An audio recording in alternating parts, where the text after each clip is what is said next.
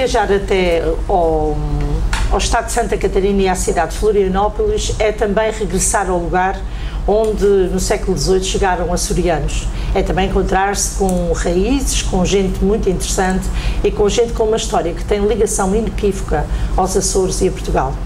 É também visitar um grande país onde se fala a língua portuguesa e onde muita gente nos dá exemplos de perseverança, de espírito de sacrifício e de uma capacidade de trabalho infinita.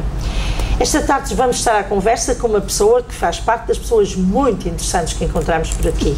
Maria Teresa de Batim é neste momento a presidente da Fundação Catarinense de Cultura, mas é muito mais do que isso.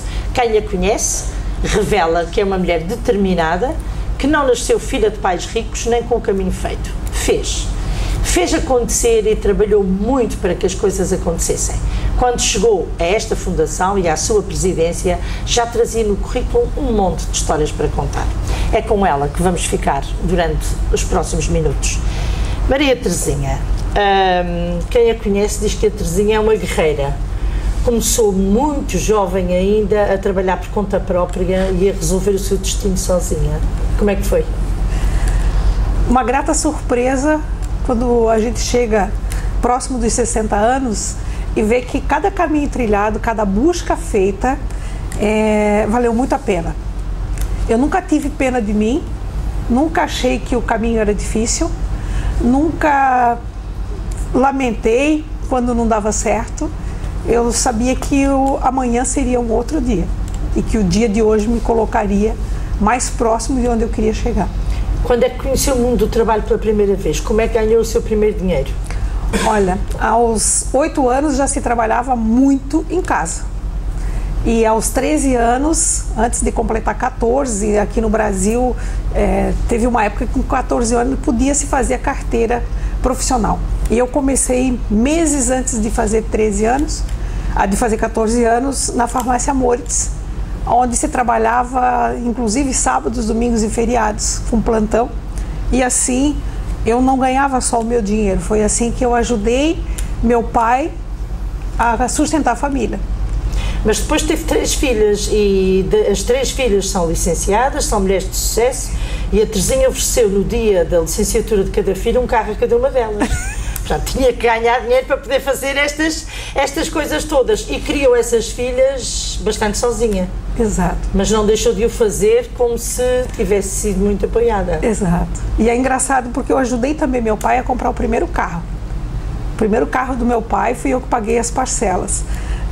Eu trabalhava no Banco do Estado de Santa Catarina, já nessa época, porque quando eu estava ainda na farmácia Moritz, um dia eu entrei no banco para pagar duplicatas da farmácia e eu perguntei para um funcionário, como é que a gente faz para vir trabalhar aqui? E ele olhou para trás para os demais, que praticamente eram só homens que trabalhavam no banco, e deu uma risadinha e perguntou para eles, vocês me ajudam a pagar o salário dela? E eu fiquei bastante incomodada, mas disse para ele, eu não quero o salário de vocês, eu quero o salário do banco, eu venho trabalhar aqui. E anos depois eu fui ser chefe desse senhor. Ele continuava como funcionário e ele contou essa história no dia que eu assumi a agência onde eu fui trabalhar, e eu fui trabalhar como gerente geral, ele era gerente de negócio. Então a vida realmente ela trava e coloca para a gente caminhos que a gente deseja trilhar. E eu me casei, tive 3 filhas e acho que tive 3 filhas mulheres para mostrar para o mundo que mulher pode.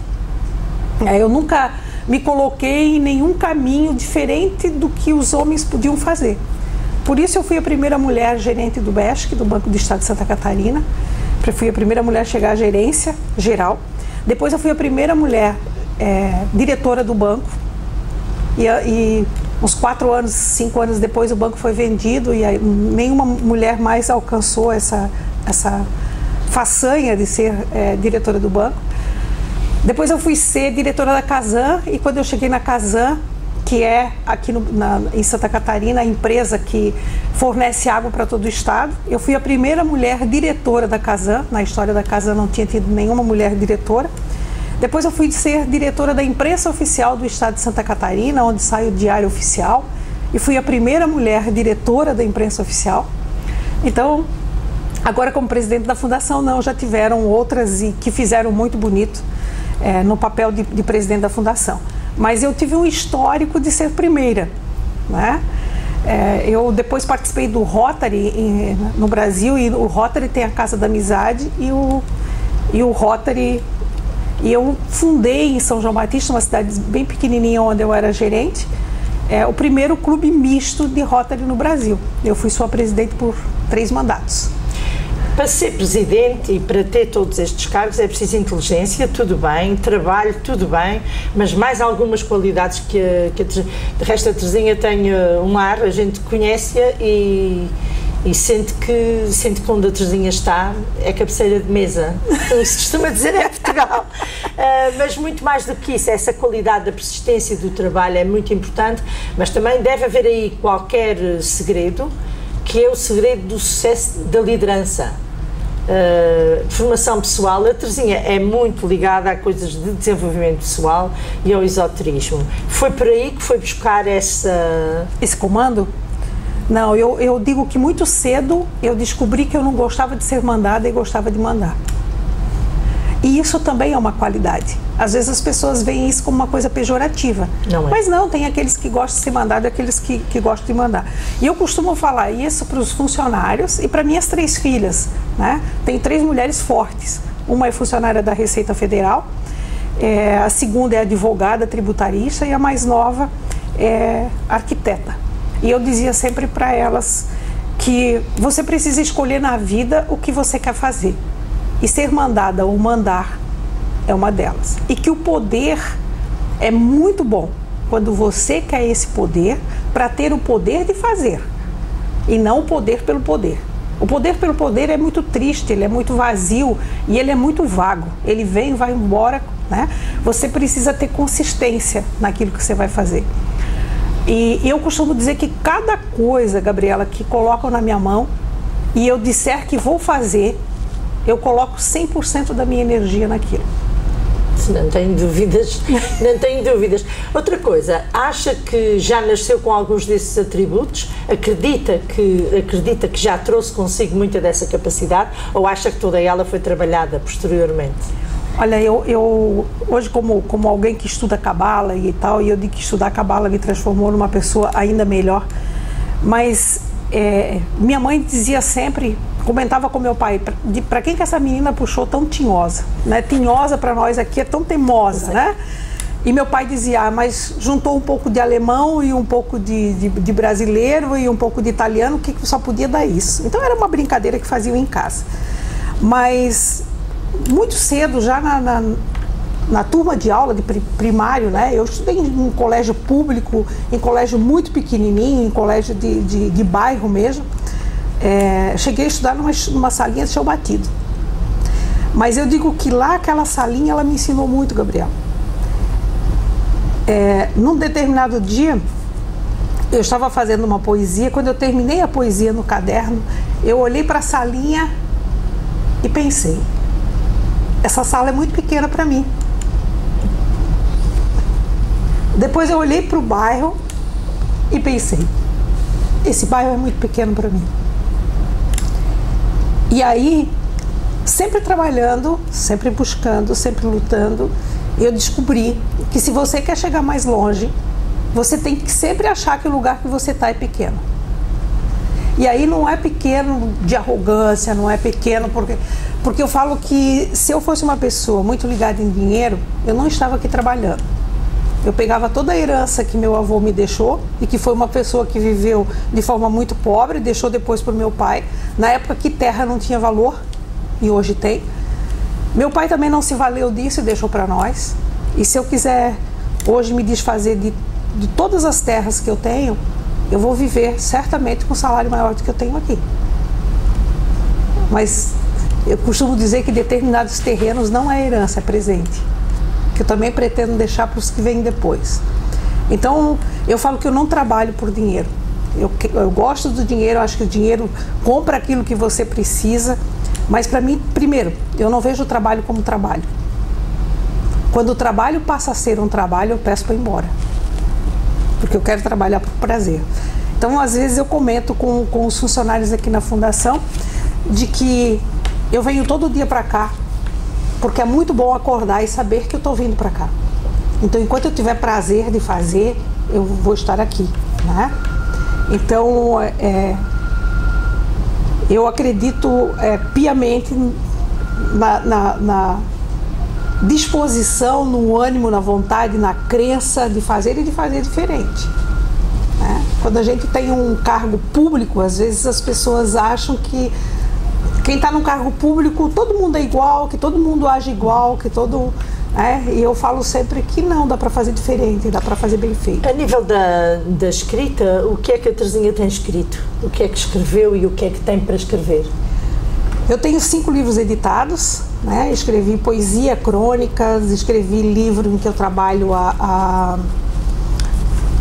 justamente essa coisa do otimismo, de fazer, que é um livro chamado Gestão do Ser, Tomada de Consciência para as Probabilidades que um Ser Humano tem de Ser Feliz. Um livro que eu trabalhei bastante seminários e oficinas dentro de empresas. Depois eu sou muito eclética, daí eu escrevi um livro chamado 3 Reis e um Mago, que reconta a trajetória dos 3 Reis Magos pelo viés da Cabala. Depois escrevi de 0 a 10, qual é o seu número, que é um livro cabalístico. Já sei que é muito bom. A Unisul deve soltar agora, a primeira quinzena de abril, um livro chamado A Lua e o Caminhante. Esse é esse que vamos editar em Portugal ou é o de 0 a 9? O de 0 a 10 é que deve ser editado em Portugal. Este livro é um livro pela Unisul, que é um livro que você deve ler em 49 dias, nem mais e nem menos. E deve começar a lê-lo no primeiro dia de lua minguante. E aí, no transcorrer da leitura, você vai entender por quê. Qual a vantagem, qual o caminho e que descobertas você vai fazer dentro desse livro. Né? É um livro também baseado na filosofia cabalística. Mas um livro para você ter novas metas, para você se descobrir, para você entender que o universo tem as suas peculiaridades. Um agricultor sabe que nem todos os dias é dia de plantar. É mesmo. O pescador também não coloca a sua rede, né? Mas a gente acha que todo dia é dia de plantar ou dia de colher, principalmente de colher. A gente quer colher todo dia, o que não é verdade. Quando você começa a entender isso, você também vê a vida com mais tranquilidade. Você aprende o tempo da espera, como era antigamente com a colheita. A gente esperava a colheita de uma laranja, né? Hoje, colheita da laranja é todo dia, né? Mas na vida... É por isso que a laranja não sabe a nada, quando é colhida fora da época. Né? Então, e estou com outro livro semi-pronto, que é um livro o título já está pronto, que é O Tom da Palavra. Estou com esse livro quase pronto, que é um livro com 31 mensagens para amanhã e 31 mensagens antes de dormir. Né? Para você lembrar de você mesmo, para você lembrar da gratidão do dia, para você lembrar de pensar no amanhã como um dia de luz, como um dia de oportunidade, como um dia de ganho, né? Como um dia em que você é capaz de melhorar você mesmo. Né? E por incrível que pareça, eu nunca imaginei, nunca me vi escrevendo livro infantil.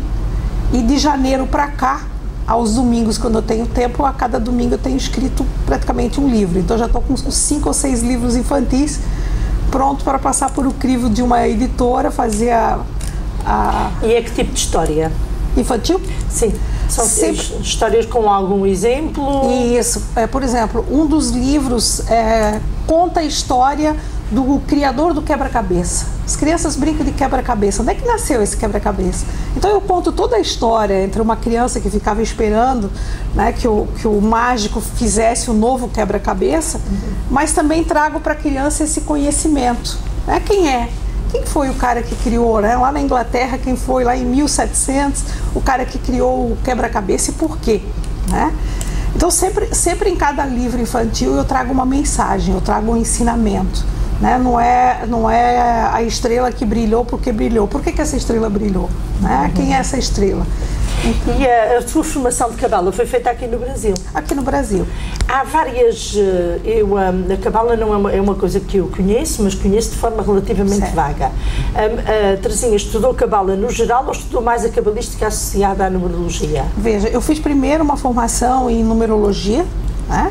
E depois eu fiz uma formação em cabala hebraica, e depois busquei em cabala mística, li bastante a filosofia da cabala judaica.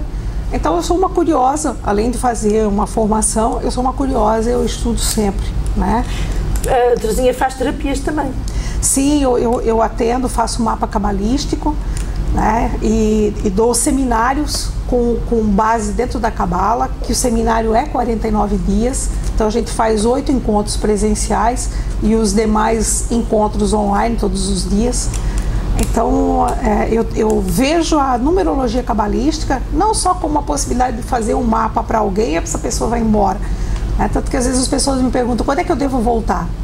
Eu digo, isso não sou eu que sei quando você deve voltar, é a sua necessidade, né? A sua. E fez paralelamente a astrologia também ou fez mesmo só? Não, a formação é só ao nível da cabalística e da só numerologia cabalística. E eu fiz também uma formação em facilitação de grupo e consultório, que é também dentro desse lado terapêutico, porque tem uma coisa interessante. Um pouco antes de deixar o banco, já me preparando para me aposentar na época, e eu pensava, quando eu me aposentar eu não quero mais trabalhar com números. Trabalhei a vida inteira com números, me aposentei no banco com números, eu falei, não quero mais trabalhar com números. E aí eu fui fazer caminhos de alma, daí eu fiz facilitação de grupo e consultório, fiz gestão de pessoas, gestão de negócio, capacitação gerencial, pensando realmente em levar todo o meu conhecimento na área de vendas, porque dentro do banco eu era uma excelente vendedora, né? Como gerente eu vendia muito bem, eu batia metas. Então de levar essa experiência e mostrar para as pessoas que você não nasce com isso, você aprende a fazer isso, né? E foi muito interessante porque eu olhava todas as terapias e tudo me parecia muito vago, me faltava alguma coisa. E quando um professor veio no final de semana falando que às vezes, talvez conversando com o funcionário, a gente não arrancasse dele aquilo que era importante para ele progredir, que a numerologia poderia nos ajudar a entender quem era essa pessoa. E na segunda aula que ele veio, eu já fui com 7, 8, 9 livros que eu já tinha lido e com um monte de perguntas. Ele olhou e falou, você é maluca, eu não vou dar essa profundidade e tal, mas acho que você leva muito jeito para isso, que você tem que ir atrás. Foi assim que eu fui atrás da numerologia, e da numerologia também achei que faltava alguma coisa, e aí fui para a numerologia cabalística e realmente me senti realizada, adorei fazer isso. E a nível de energético fez outras coisas, aqui há imensa coisa, aquilo que eu posso perceber. Eu conheci o Ho'oponopono através daqui, conheci a EFT através daqui, o mesmo coaching, também a minha professora de coaching era de São Paulo. Portanto, há aqui muita coisa, mas muita coisa mesmo. Muito. O Brasil é um país muito aberto para as várias crenças, para as várias filosofias de vida. E eu vejo isso como uma coisa muito boa quando você não fecha a questão. Não pode também ficar meio perdido, né? Isso eu fiz, mas não me serve, aquilo também não, e aí eu fico numa busca meio incessante. Mas eu acredito, e as pessoas que vêm de fora dizem isso, né? O Brasil é muito misto. Eu falo, o que é ser misto? Para mim, ser misto é aquilo que eu ainda não domino. Misto vem do místico, né? Vem do segredo. E segredo, por exemplo, química e física para mim é místico, então, que eu não domino. Né? Então, quando as pessoas dizem para mim, você é mística, eu quero fazer minha cabala com você, eu digo, não sou mística, eu sou alguém que domina essa ciência. E é uma ciência muito, muito, muito interessante. E agora, através da Terezinha, também fico com muita vontade de estudar alguma coisa, porque eu tinha tido uma proposta para fazer um trabalho online sobre isso, nunca tinha feito, mas agora, com certeza. A Fundação Catarinense de Cultura ocupa neste momento um lugar muito importante na sua vida, porque é aquilo que lhe ocupa o seu dia, de manhã à noite. Quais são os grandes desafios desta Fundação? Olha, trabalhar com a cultura, primeiro, eu acho que ela contagia. Né? As muitas oportunidades que a gente tem na área de cultura é contagiante. E isso é uma coisa que eu também não quero mais perder, eu não quero mais me afastar. Claro que eu sempre ia a shows, eu gostava de uma boa peça e de um bom musical e tal, mas acho que definitivamente como lazer, né, isso entrou na minha vida. E muito mais forte agora que eu vim ser presidente da casa. A Fundação tem 9 casas, diretamente, que ela cuida. Né? Nós temos o Museu do Mar, que fica em São Francisco do Sul. Nós temos a Casa do Governador em Rancho Queimado, que também é museu. Nós temos o Cruz e Souza no centro, o TAC, que é o teatro mais antigo de Santa Catarina, que é o Teatro Álvaro de Carvalho. Nós temos a Casa José Boatê, onde ficam algumas associações. É uma casa que a gente não explora diretamente, mas fica o Instituto Histórico, fica a Academia de Letras de Santa Catarina, a ACLA está indo para lá também. Temos a Casa da Alfândega, onde vendemos artesanato. O SIC em si, que é um mundo, né? Aqui vocês andaram, né? Aqui tem o MASC, que é o Museu de Arte de Santa Catarina. Temos aqui dentro o Teatro Álvaro, o Ademir Rosa, com 900 lugares. Então, normalmente a gente tem casa cheia. Além disso, a gente tem todas as oficinas que acontecem aqui. Temos a parte administrativa inteira da Fundação Catarinense, fica aqui no SIC, que é o Centro Integrado de Cultura. Temos todos os corredores onde a gente faz muito lançamento de livros, onde acontece pequenos shows. E estamos abrindo, temos a Sala Lindolfo Bell, que ajuda a dar um pouco de fôlego para o MASC, né? Porque o MASC é sempre muito visado, hoje ele ocupa um lugar de destaque na América Latina. Então a gente tem uma segunda sala, que é a Lindolfo Bell, que também recebe exposições. E estamos abrindo, mais um mês deve estar pronto, uma biblioteca de artes também aqui dentro do SIC. Então só o SIC, o Centro Integrado de Cultura, já é grande. Temos ainda a Biblioteca Pública do Estado, que também é diretamente administrada por nós. Então nós temos 9 casas de administração direta. Fora isso, todo o sistema de museu, tudo que acontece nos 292 museus de Santa Catarina é responsabilidade nossa. O sistema de museu é nosso, né? A parte de patrimônio, tombamento material e imaterial, é nosso. Então se faz muito tombamento, muito acompanhamento de restauração, né? Todas as restaurações a nível de estado são acompanhadas por nós. Então aqui não tem dia leve, né? Todos os dias se tem muito trabalho. E como você disse, nessa minha vida já tão agitada, eu hoje dedico aqui das 10h30, 11 horas da manhã no máximo, até a hora que precisar eu estou aqui. Então eu estou atendendo Numerologia e Cabala 2 sábados por mês, nos meus dias de folga. Escrevo à noite, escrevo final de semana, mas por isso eu falei para você, aonde eu assumo que vou me dedicar, eu coloco realmente muita energia.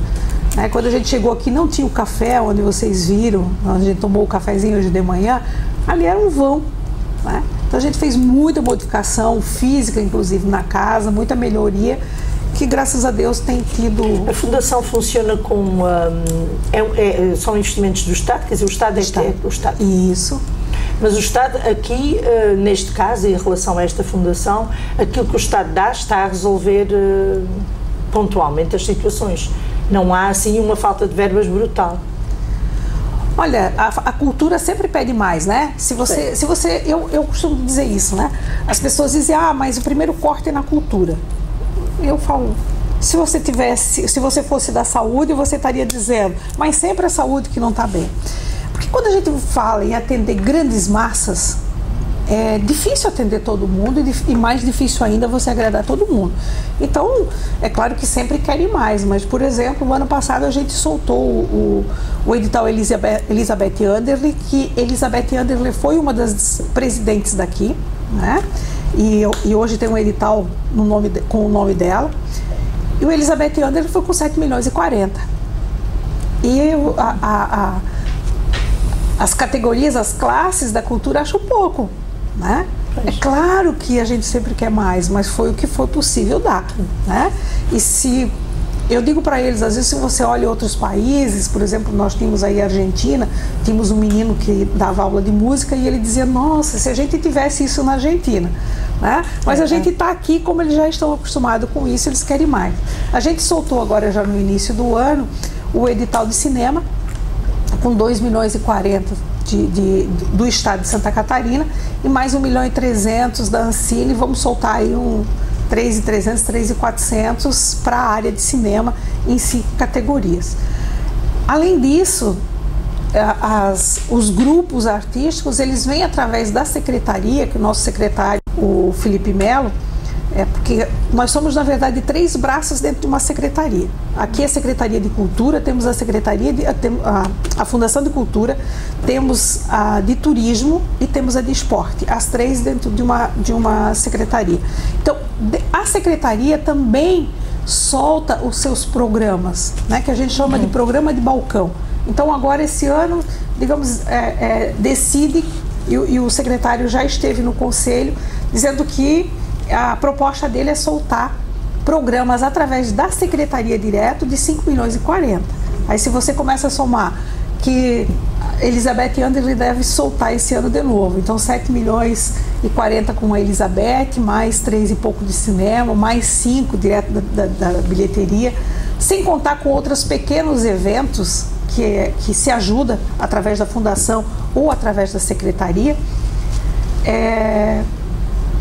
A Secretaria de Esporte, Turismo e Cultura foi avaliada como a melhor secretaria de 2015.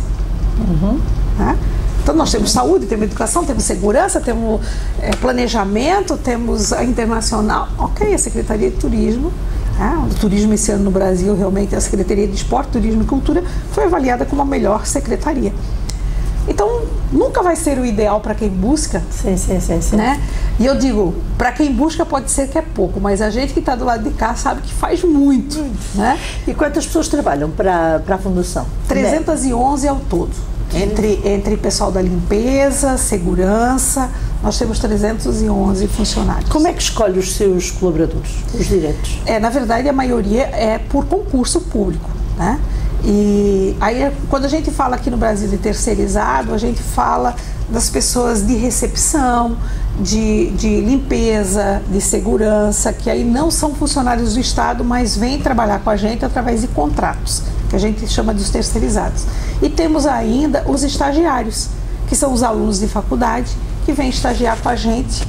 Né? Então, normalmente trabalham 6 horas, alguns 4, dependendo do curso, mas que também são colaboradores. Quais são as qualidades que mais valoriza num colaborador seu? Boa vontade.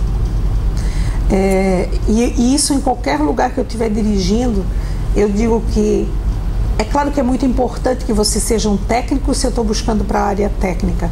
É muito importante que você seja ligado à cultura, à música e tal, se é nesse setor que você vai trabalhar.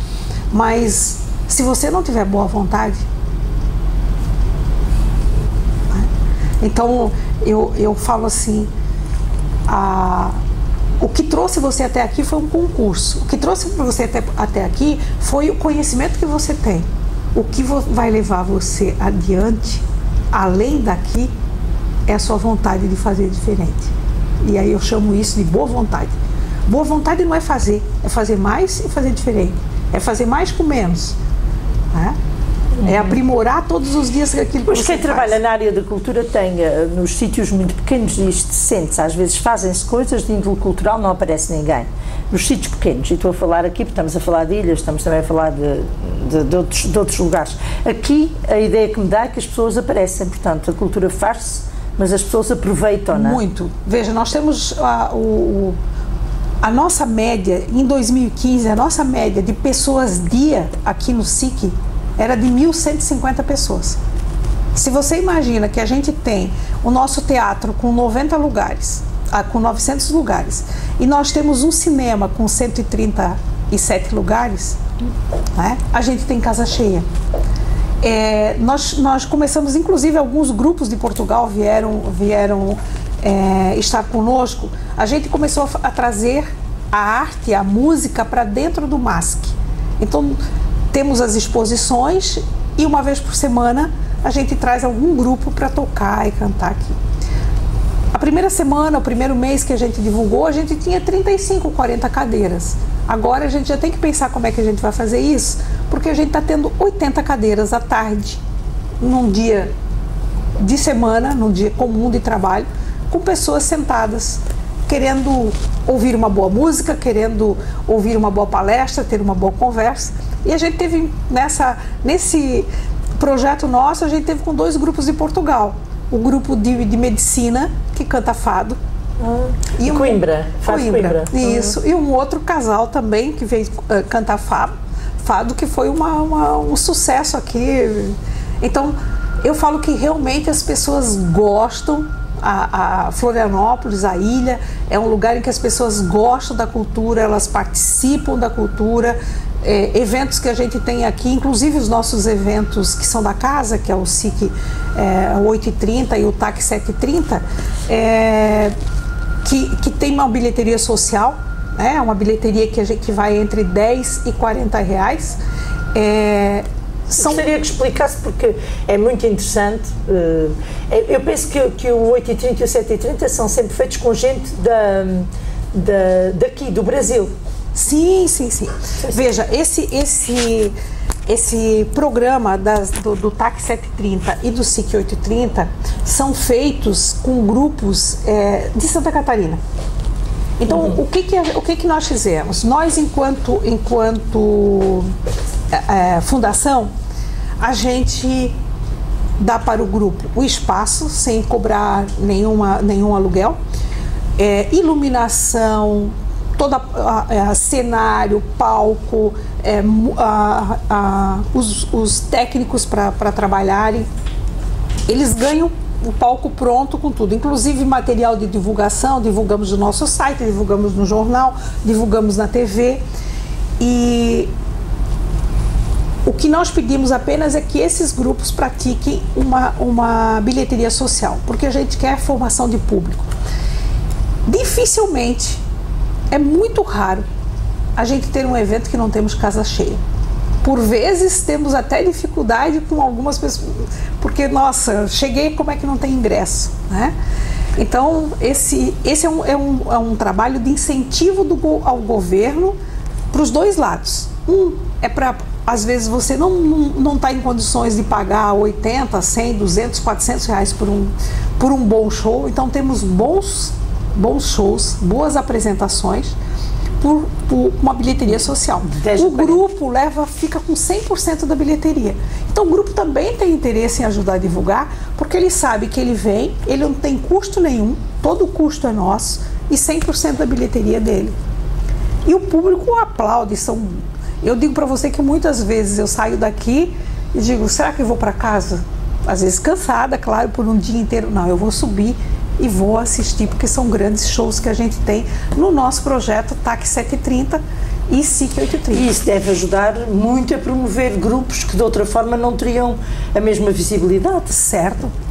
Nós temos muitos grupos hoje que podem cobrar uma boa bilheteria porque eles criaram público aqui, através desse projeto. E graças à vossa publicidade também. Isso. E esse projeto, esse ano de 2016, nós estamos levando para as demais cidades do estado. Isto é uma ajuda enorme. Isso, vamos fazer essa experiência de ver se há uma recíproca do público também em outras cidades. Quando se fala de cultura, temos logo que falar também dos Açores e das tradições açorianas. A Terezinha também tem ascendentes açorianos. Pois é. Eu descobri já bem grandinha. Foi justamente conversando com uma prima minha que é artista plástica, Maria Glória Mafra, e eu dizia para ela, alguém na sua família pinta? Porque na minha família ninguém escreve. De onde que eu tirei essa história de escrever? E ela falou, mas menina, os Mafra em Portugal tinham muita tradição da escrita, muita tradição da leitura. Eu falei, tá, mas o quê?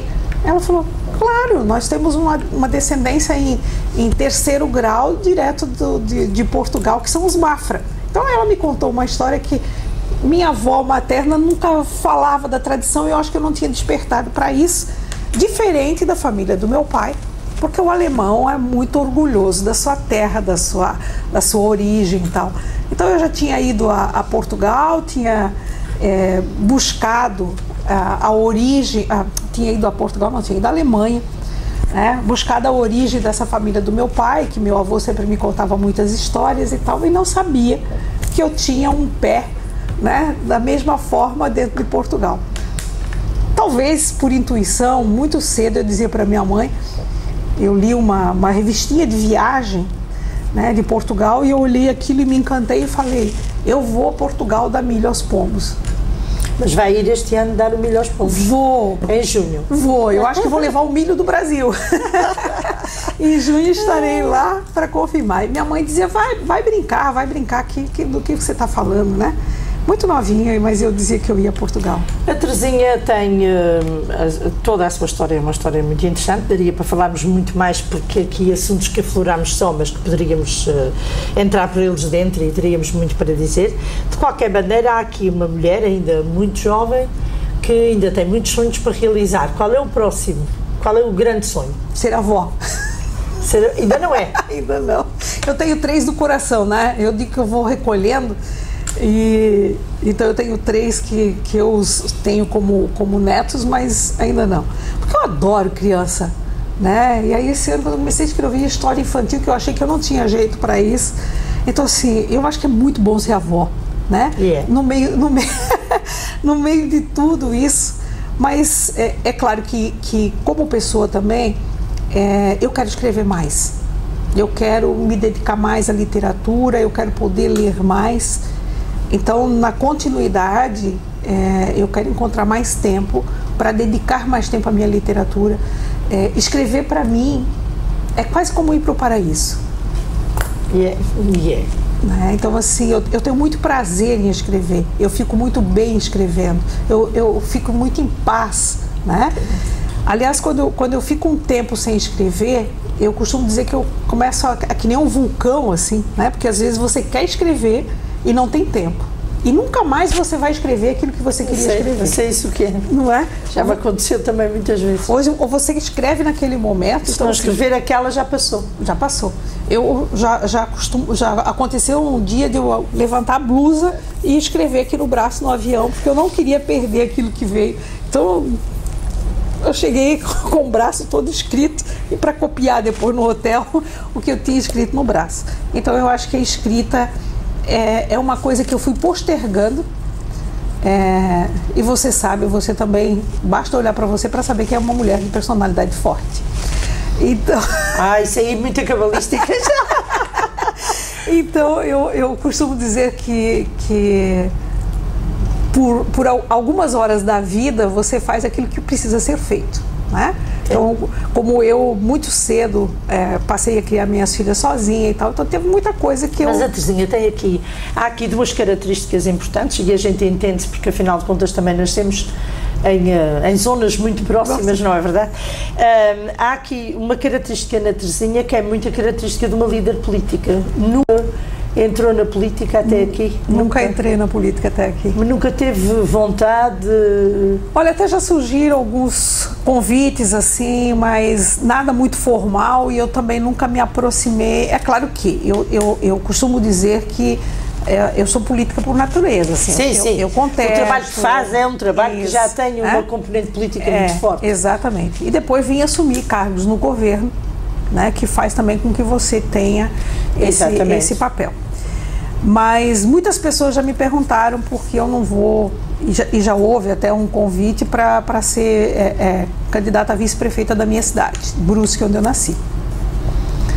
E na época eu perguntei quem ia financiar essa campanha, né? A gente sabe que campanha tem financiamento e quem financia espera depois que você seja simpático a certas... Mas não há uma Secretaria de Estado da Cultura? O Governo não tem Secretaria de Estado da Cultura? A Secretaria do Estado de Cultura é Turismo, Esporte e Cultura. E hoje o nosso titular é o secretário Felipe Melo. O pai dele é deputado federal, né? Uma pessoa que trabalhou comigo dentro do banco muito tempo. A gente se conheceu dentro do banco. Na época eu era gerente do BESC, ele era diretor do BESC, e justamente pelo trabalho que eu desenvolvia, ele acabou me convidando, me fazendo convite, e foi através dele que eu assumi o cargo como diretora do banco, e depois também, através dele, eu assumi o cargo na empresa de água, e por aí afora, por essa amizade que a gente tem. Acho que talvez eles me acham um pouco braba demais para ser política.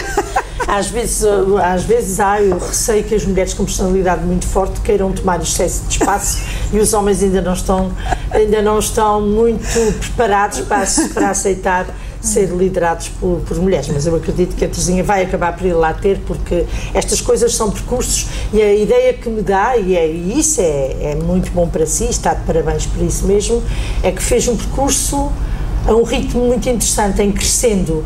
Não foi um ritmo de altos e baixos, foi um ritmo em crescendo que, enfim, que ainda não conheceu o seu apogeu, mas para lá caminha. Para lá caminha. Teremos o Zénith um dia destes. Terezinha, é difícil ver esta entrevista sem se render à sua simpatia e à sua imensa capacidade de comunicar, que está muito em si, no seu corpo, na sua postura, na sua atitude, na sua frase, no dia de hoje, neste gabinete onde se sente muito a presença de uma mulher serena, que sabe o que quer da vida e está a caminhar e a fazer um percurso perfeitamente linear.